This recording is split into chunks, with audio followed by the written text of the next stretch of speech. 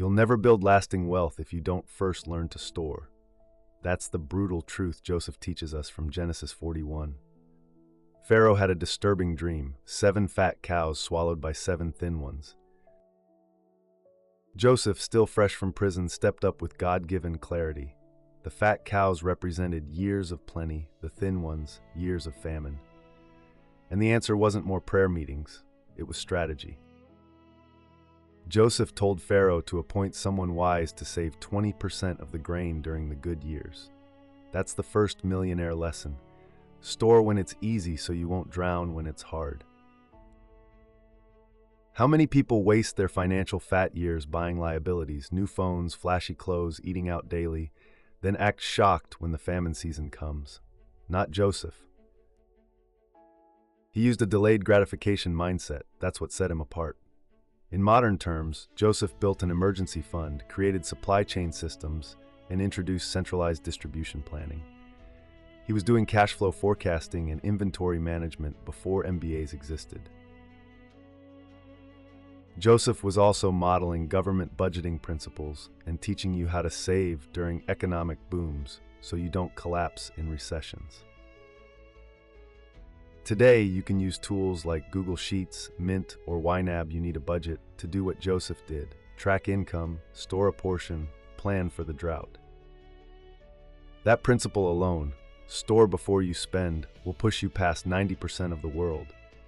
Because most people wait for the famine before they think about saving. But you'll operate like Joseph. You'll use your wisdom in advance. And here's the breakthrough. Because Joseph mastered stewardship, he was promoted to second in command. Wealth flowed toward him.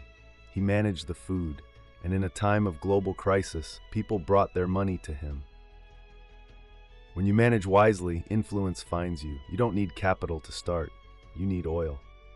In 2 Kings 4, a widow runs to the prophet Elisha in desperation. Her husband, a prophet himself, has died in debt. Now the creditors are coming to take her 2 sons as slaves. She's terrified, broke, and facing the kind of poverty that swallows generations. Sound familiar? But Elisha asks her a strange question. What do you have in your house? She responds, nothing except a small jar of oil. That except is the millionaire key. She thought she had nothing, but God saw a scalable asset. That oil was a seed. And here's the shocking part. Elisha didn't give her money. He gave her a business plan.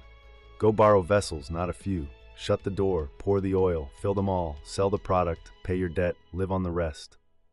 This is financial multiplication through stewardship. You don't need capital to start, you need oil. In 2 Kings 4, a widow runs to the prophet Elisha in desperation. Her husband, a prophet himself, has died in debt.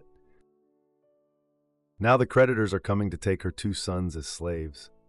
She's terrified, broke, and facing the kind of poverty that swallows generations. But Elisha asks her a strange question. What do you have in your house? She responds, nothing except a small jar of oil. That except is the millionaire key. She thought she had nothing, but God saw a scalable asset. That oil was a seed. And here's the shocking part. Elisha didn't give her money. He gave her a business plan. Go borrow vessels, not a few. Shut the door, pour the oil. Fill them all, sell the product, pay your debt, live on the rest. This is financial multiplication through stewardship. This story taught me 3 millionaire principles. 1. Leverage what's in your house: skills, tools, ideas, even that unused laptop. 2. Use other people's vessels. Today, that's marketplace platforms, partnerships, rented tools, or credit with purpose. 3. Sell before you spend. The first thing she did wasn't consume, it was to settle debt and generate cash flow. Today, your oil could be writing, coding, cooking, voiceover work, coaching, design, selling thrift clothes. Something small that becomes scalable. Use platforms like Fiverr, Etsy, Upwork, Amazon KDP, or even WhatsApp Business to pour your oil. Elisha gave her a debt elimination plan and a cash flow model.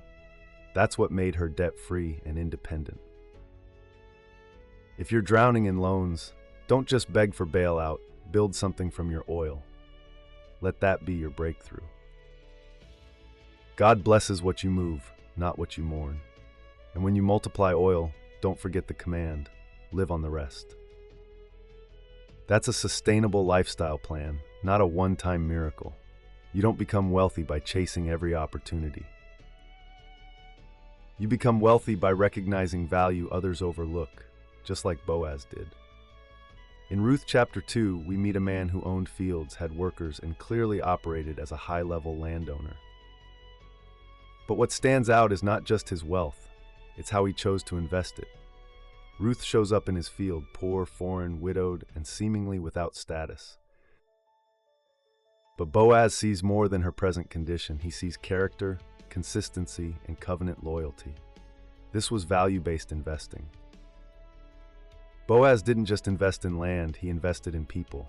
He saw that Ruth wasn't lazy. She was humble, faithful to Naomi, and hardworking. By the time he married her, Boaz inherited not just a woman, but a bloodline that would one day birth King David and Jesus Christ himself. Talk about generational impact. Here's the principle. You don't build wealth by buying what's already obvious. You build it by seeing undervalued assets with long-term potential. In real estate, business partnerships, even team hires. Boaz teaches you that emotional intelligence, timing, and alignment with God's heart are keys to millionaire wisdom. In today's terms, this could mean hiring someone who's green but teachable, supporting a small business with high integrity, partnering in a startup with long-term vision, building with someone others ignore.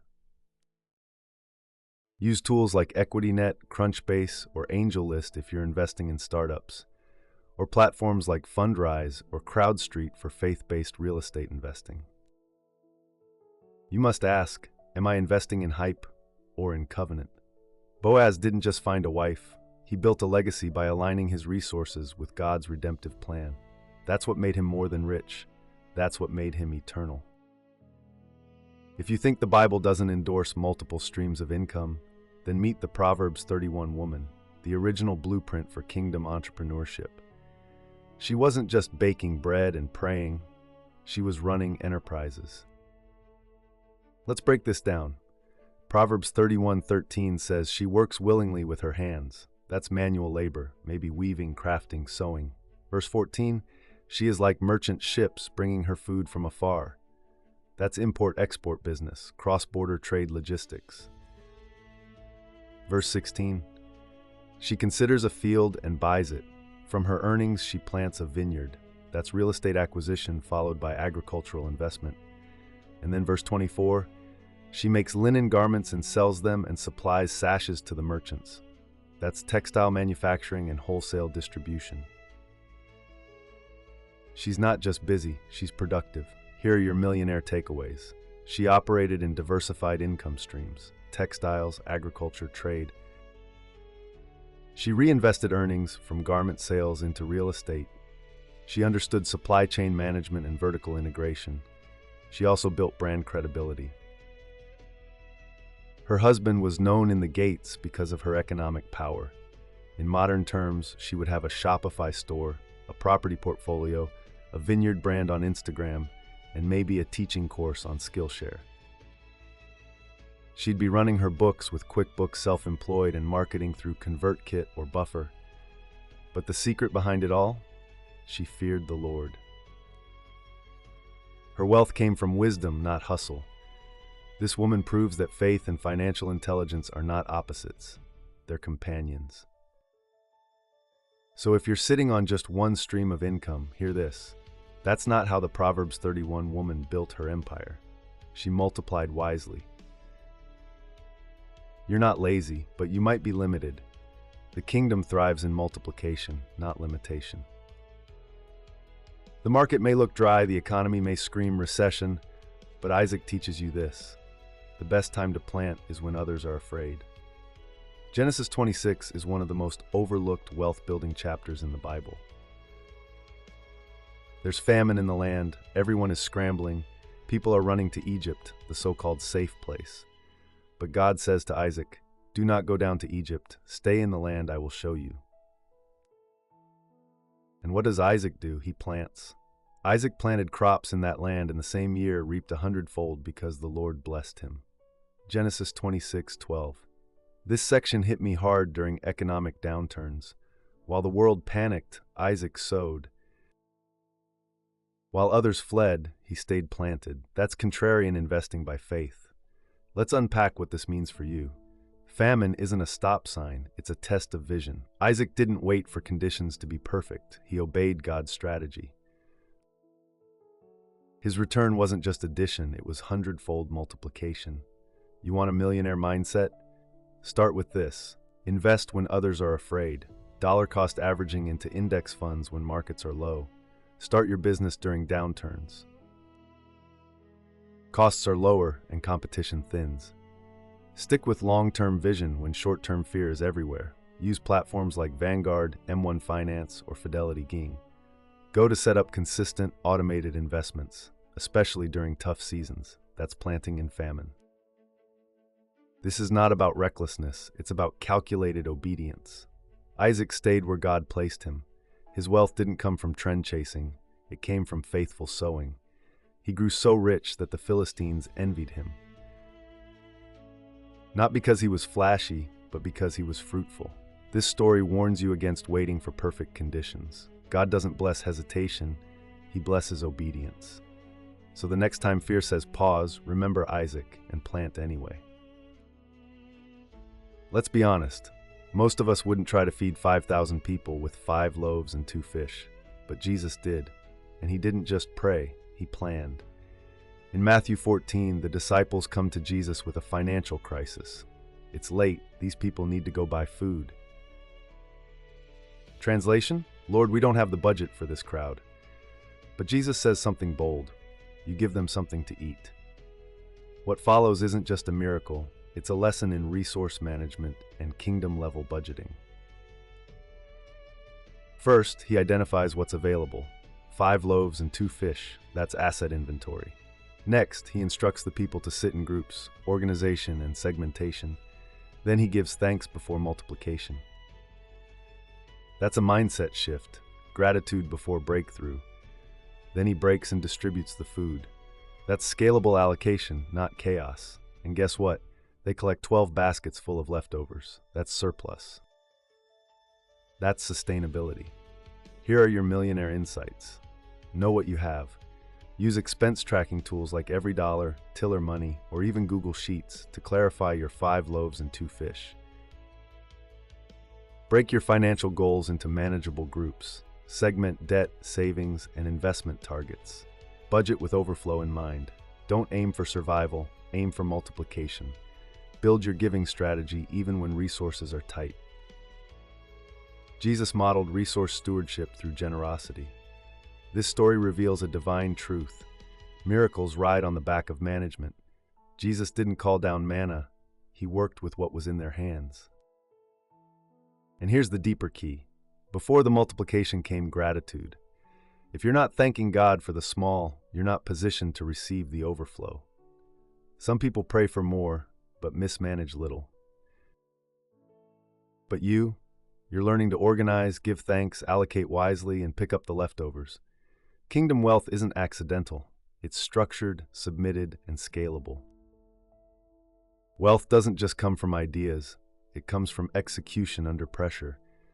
And no one models that like Nehemiah. In the book of Nehemiah, Jerusalem's walls are broken down. The city is vulnerable. The people are discouraged. Enter Nehemiah, a cupbearer, not a construction expert. But he's got one thing going for him: vision with a deadline. When God burdens Nehemiah with the task of rebuilding the wall, here's what he does. He fasts and prays, but he doesn't stop there. He writes a plan, gets letters of authority from the king, and secures timber, resource acquisition. He surveys the wall quietly by night, strategic research before execution. Then he mobilizes people into task-based groups, project delegation, and guess what? He rebuilds the entire wall in 52 days. That's elite execution. Here's the wealth-building lesson. Vision must be paired with planning, team management, and deadline pressure. This is where many Christians miss it. We wait for a word from God, but don't build a wall for God. Nehemiah had both the word and the workflow. In today's world, this looks like using project management tools like Trello, Notion, or Asana. Building a team with clear roles. Nehemiah assigned builders by families and skills. Using Gantt charts and SMART goals for execution cycles. Nehemiah also battled distraction. Sanballat and Tobiah tried to pull him down. But Nehemiah said, "I am doing a great work, and I cannot come down." Millionaire lesson: ignore distractions when you're in building season. This section taught me to stop romanticizing vision and start respecting deadlines. Prosperity honors execution. Faith without a build plan is spiritual laziness.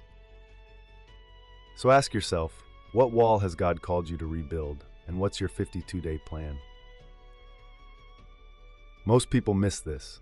Hospitality can be a gateway to real estate favor and supernatural return. That's the story of the Shunammite woman in 2 Kings 4. She was wealthy, yes, but what she did with her wealth is what unlocked a miracle. She noticed Elisha the prophet frequently passed by her house, so she told her husband, "Let's build a small room for him on the roof with a bed, a table, a chair, and a lamp." Simple, generous, unasked for. That room was the first prophet's quarters, a kingdom hospitality suite built on her own property. It cost her something, but it returned more than she could imagine. Why? Because Elisha, moved by her generosity, asked her what she wanted. She didn't even request anything, yet he declared she would have a son, and when that son later died, guess what? Elisha raised him back to life in the very room she had built. Here's what that teaches. She invested in value-based assets, not for profit, but for purpose. Her hospitality created passive kingdom equity. Her real estate hosted resurrection and multiplied legacy. In today's language, she repurposed part of her property for kingdom impact. Think Airbnb plus ministry's prophetic alignment. Here's how you apply it. Use your home, your extra room, your space, strategically. Consider renting out space with platforms like Airbnb or Furnished Finder, but with kingdom intent. Think about house churches, small group hosting, or creating quiet studios for kingdom creatives. Your real estate isn't just about cash flow, it can be a vessel for divine visitation. Also, Elisha later warns her about a coming famine and tells her to relocate. Her initial hospitality bought her prophetic economic intelligence. Don't overlook this. Spiritual alignment creates insider strategy. The Shunammite woman didn't give to get. She gave to host, and in return got resurrection, protection, and favor she couldn't buy.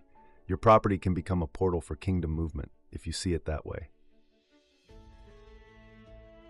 You may think being safe with money is wise, but in the kingdom, burying potential is disobedience.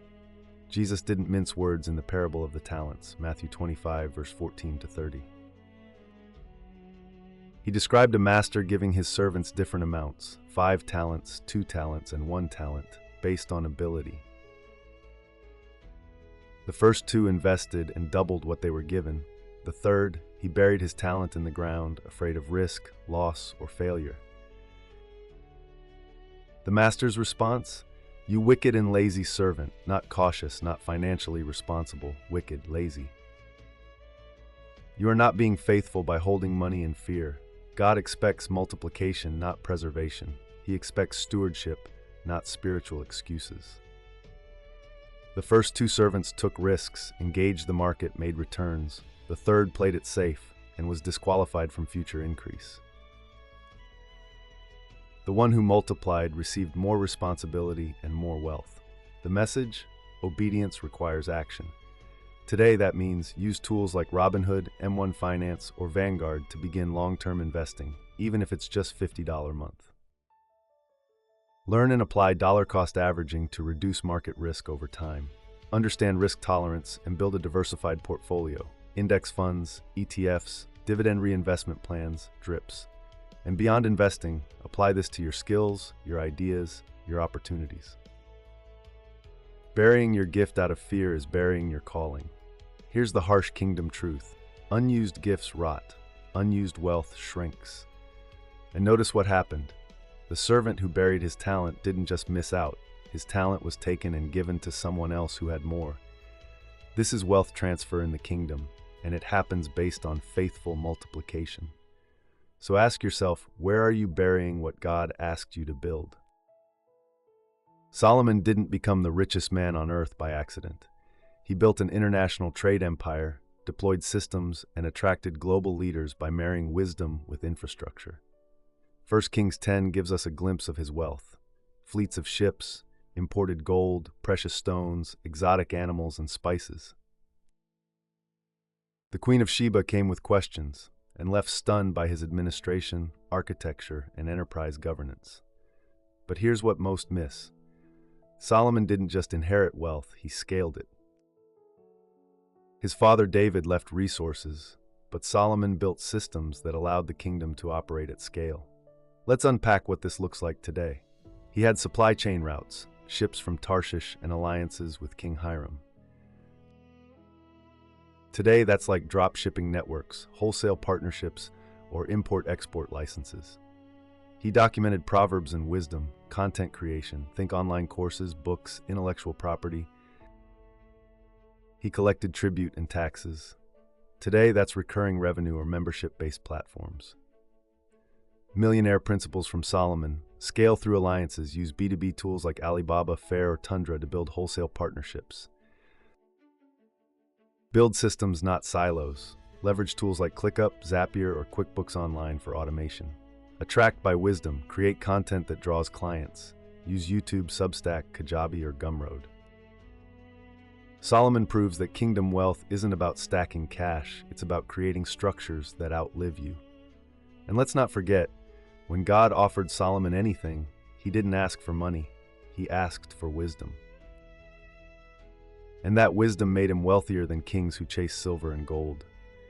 Wisdom is the master key, because once you have it, money comes looking for you. The Queen of Sheba didn't come because of Solomon's wealth, she came because of his mind. So ask yourself, are you chasing gold, or are you building systems that attract it? Wealth isn't always loud, but it's often strategic, and that's exactly what we learned from Lydia, the seller of purple. In Acts 16, Paul meets Lydia in Philippi during a prayer meeting by the river. She's not just spiritually hungry, she's a businesswoman, a merchant of purple fabric, which was luxury clothing for elites. Translation: she was in high-end fashion, catering to an exclusive market. The Bible says, the Lord opened her heart to respond to Paul's message, and immediately after, she and her household were baptized. But Lydia didn't stop at salvation. She went straight to kingdom partnership. She invited Paul and his team to stay in her home. That home, likely funded by her business, it became a kingdom base of operations for the early church in Europe. Here's why Lydia's story made me a millionaire. She understood niche marketing. Purple fabric wasn't for everyone, but it was profitable. She built wealth with mission in mind. She merged faith and entrepreneurship with no apology. She didn't ask Paul for mentorship. She offered her means to his mission. Today, this would look like building a Shopify or BigCommerce store selling premium value-aligned products, using Printful, Spocket, or Fair for boutique dropshipping, running your accounting with Wave or Xero while tithing and giving strategically. Lydia also teaches us about kingdom hosting. Her house wasn't just shelter, it was strategy. She leveraged her real estate and hospitality for church planting. So many Christian entrepreneurs are afraid to own their ambition, but Lydia wasn't. She wore her faith and her fabric business with equal grace. Your wealth can fund missions, support kingdom work, and build safe spaces for God's move if you stop separating your faith from your finances. You don't need to be famous. You need to be faithful with your niche. Jesus didn't start his ministry until he was 30, but for the first 3 decades of his life, he was a carpenter. Let that sink in. The Son of God, the miracle worker, healer, redeemer, spent most of his earthly life in a small business, building furniture and homes, managing clients, sourcing wood, meeting deadlines. That's not a throwaway detail. That's divine endorsement of skilled labor and enterprise. The Greek word used for carpenter in Mark 6:3 is tekton, which actually refers more broadly to a craftsman, builder, or constructor. This could easily mean Jesus was involved in construction, architecture, masonry, and artisanry. He was a hands-on creator in every sense. Here's what this taught me as a Christian entrepreneur. Your skill is sacred. Whatever God placed in your hands, carpentry, design, writing, accounting, coding, it can be your path to provision and platform for purpose. Your early years are not wasted. They are preparation. Jesus didn't perform a single recorded miracle in his first 30 years, but he was faithful in the quiet, reliable in service, and excellent in his craft. In today's language, Jesus might have had a 5-star rating on Yelp, a side hustle on TaskRabbit, and used Square or Stripe for payments. He'd track inventory on Zoho or QuickBooks, and likely trained younger artisans, discipling even in business. This affirms a critical principle. Business is not second class to ministry. It is ministry when done with excellence and integrity. Christian entrepreneurs, don't wait until you're behind a pulpit to feel used by God. If you're faithful in your craft, you're already in ministry. God used a carpenter to lay the foundation for salvation. What might he do through your skills? You're not just a designer or marketer or content creator, you're a builder, a tekton, just like Jesus. The early church didn't build wealth through empires or palaces. They built it through radical generosity and fluid cash flow that supported the community and funded the mission. Acts 4:34-35 says, "There were no needy persons among them, for from time to time those who owned land or houses sold them, brought the money, and it was distributed to anyone who had need." This wasn't socialism, it was kingdom stewardship. Private ownership still existed, but generosity wasn't regulated by law, it was activated by love. This teaches you a millionaire principle. Circulating money is kingdom money. Hoarded wealth dies, released wealth multiplies. Here's what the early church modeled: asset liquidation for strategic giving. Think, selling off unnecessary properties to fund mission. Pooled resources to eliminate lack, collaborative economics. Trust in leadership to distribute effectively, early financial governance. Today, this looks like creating giving funds through tools like National Christian Foundation or charitable gift funds. Using donor-advised funds to manage kingdom giving with tax efficiency. Participating in community development ventures or impact investing that help lift others while yielding return. And don't forget Acts 5, the story of Ananias and Sapphira. They withheld part of their giving while pretending to be fully committed. The result? Death. Your wealth is not just about net worth, it's about kingdom flow. How quickly can it move through your hands to solve a God problem? The early church had power because they moved with purpose and money. The apostles didn't beg for support, they received from believers who understood alignment. So ask yourself, are you positioned for overflow, or are you clogging the stream? Because in God's economy, the more you release, the more He replenishes. You've now seen how 5 Bible stories and more shaped a kingdom mindset that leads to millionaire impact. But this final section is not a teaching, it's a declaration. Because wealth in the kingdom is activated not just by strategy, but by spoken agreement with God's truth. So stand in agreement and declare these boldly. I am a faithful steward, not a fearful hoarder. What I have is enough when placed in God's hands. I multiply not by striving, but by wise planting and obedience. My skills are sacred, and my work is worship. I refuse the poverty mindset and embrace kingdom overflow. My generosity is a weapon against lack. I build systems, not silos, structures that outlive me. I tithe in faith and invest in wisdom. My vision is God-sized, and my plans are Spirit-led. I attract divine opportunities because I manage what I already have. Money does not master me. I master money for kingdom impact. The same God who blessed Isaac, Solomon, and Lydia blesses me today. Now here's the final truth. If you align your mindset, strategy, and spirit with these biblical models, you will not only build wealth, you will fund destinies. You're not called to survive. You're called to thrive and reign as a priest and a king. So don't let the poverty gospel trap you, and don't let hustle culture trick you. You are a kingdom entrepreneur with heaven's backing and earth's assignment. Your story is next. If this teaching ignited something inside you, don't keep it to yourself. Subscribe to WealthOga right now for more deep biblical strategies to unlock supernatural wealth. Drop a comment with the story that hit you hardest. Joseph, the widow, Boaz, Lydia, or Jesus the carpenter. And don't forget to share this video with one person who's tired of praying for provision but ready to learn how to build it. At WealthOga, we don't just talk about wealth, we build it with wisdom, scripture, and fearless obedience. Join us as we transform your financial destiny together. We'll see you in the next one.